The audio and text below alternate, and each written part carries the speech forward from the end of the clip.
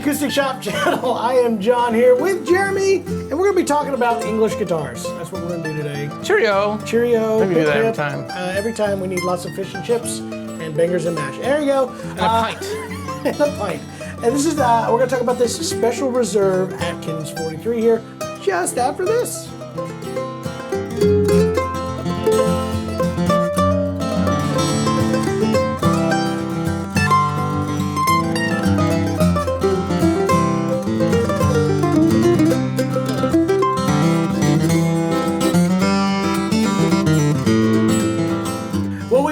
And we are going to be talking about this Atkin guitar. You're correct. It's not Atkins. It's not Plural. a diet. It's not a diet guitar, actually. So anyway, before we get into this one, we do want to encourage you, please like and subscribe. Hit the bell. That way you know every time we have a new video out. And we are going live a lot. We are live on YouTube and Facebook and TikTok and all those. So if we go live, you'll get a notification. And sometimes it's groundbreaking news. That's right. And make sure to comment down below. You know why? I just sit there and stare at the comments all the time. It's the only way I feel good about myself. And if you're reading the comments, you're not going to feel good about yourself. But even you're not really reading the comments. It makes me feel good about myself because I'm like, I'm not that angry that I have to put those mean comments on everybody else's channel. So there you go. Take that, all you mean people.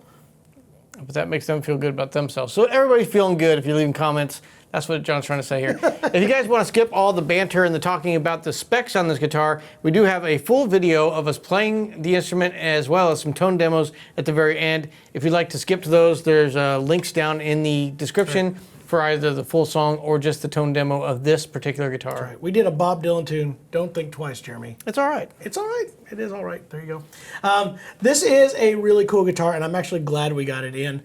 Atkin is a new thing that it's somewhat new for us. We've been doing it about a year, I guess, now.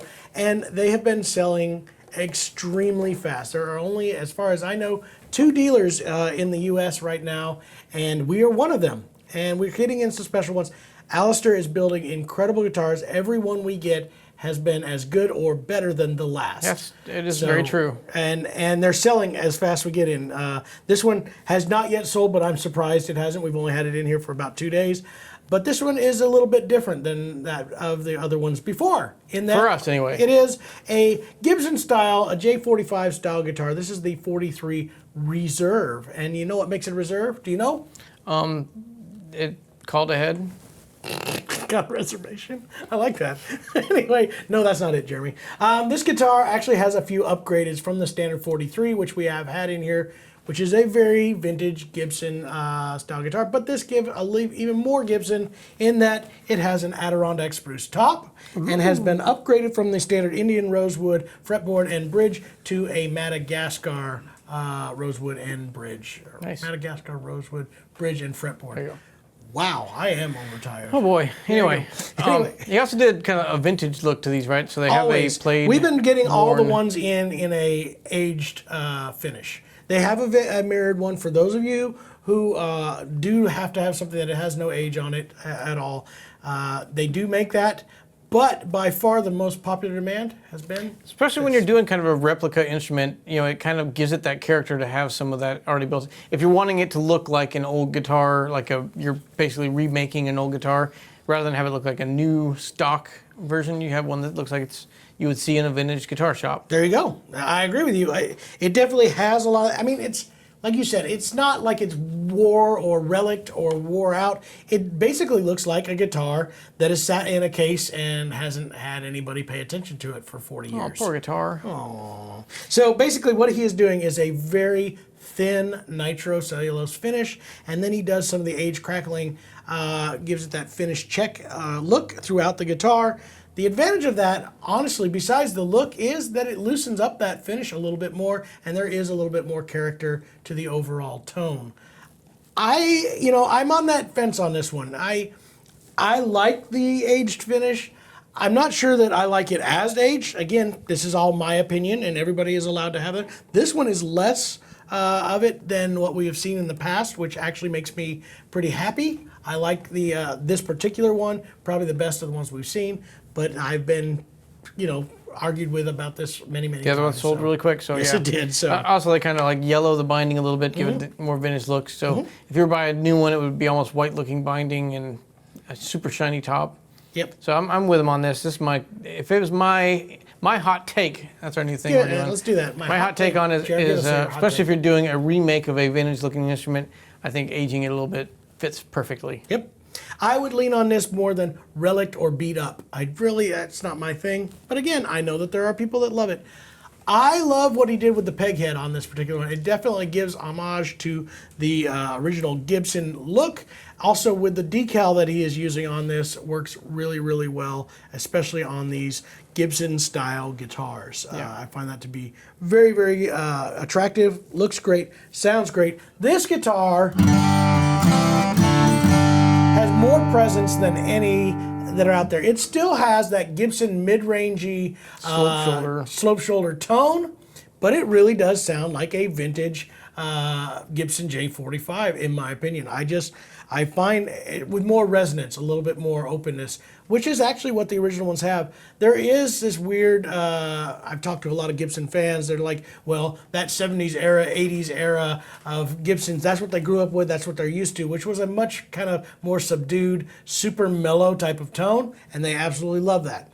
I personally like the even more vintage, which are a lot more open, more sustained, more, they were competing for a Martin style buyer, so they had their own completely unique sound, but it was a little bit more in the open sustainy kind of feel than the more modern-ish, which is funny to me. The 80s is now a vintage guitar. Jared, I'm a vintage person right now. It's a vintage guitar.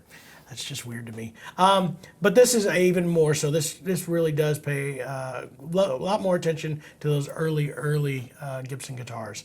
And I like it a lot. Yes. I played this for the first time yesterday, and it gets out everything that you want. When you play it, it doesn't hold back. It doesn't relax. It doesn't, it gives you everything you got right back at you. The thing that we forget a lot in the shop, especially when you get one that's kind of relic or older, like vintage looking, is that these are brand new instruments. Any instrument I've owned takes a good year to really open up and develop, and maybe 2 or 3 years down the road it's at its prime. So yeah, to be this brand new and to sound as good as all of his have sounded when they get unboxed for the first time, it's a hats off, or a derby off, I think they do in England. They wear derbies, I think. I don't think you really know what I'm watching shows, but I think they're all based in the 20s and 30s. I don't know if they still dress that way, but... Do they all have a cane and a monocle, too? And they have like a pocket watch. They haven't got wristwatches yet. All right, there you go. That sounds English like people. a great thing. The 43 Reserve is a little bit of upgrade. I actually think it's a very worthwhile upgrade. I love the standard 43. I thought it was great. I love the look of this new decal. I love that it has an Adirondack top so that it does kind of jump back at you a little bit more. I'm not sure that the tone is that much more imparted with the Madagascar bridge and that, but it makes it closer to the Brazilian, which would have been used in the originals. And as we all know, it's really hard to import or export any kind of Brazilian rosewood. So I would rather him use this. Yeah. I think this is a really good alternative. Fabulous sounding guitar. If I was looking for a slope shoulder Gibson style dread, this is definitely on the top of my list. So there you go. Why don't you play it for the folks so we can hear what it sounds like?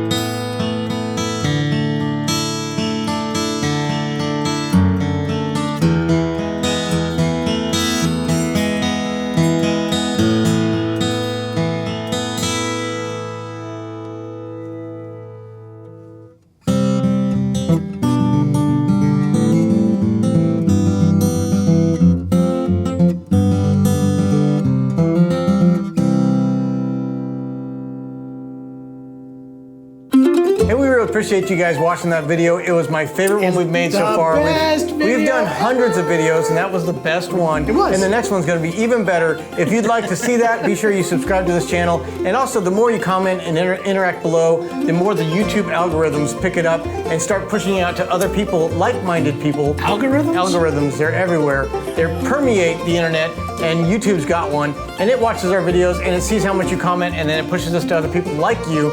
And we want everyone to experience the acoustic shop world, where we talk about instruments, we do reviews, we got some fun videos coming up. We thank you guys so much for being a part of it, and we'll see you in the next video.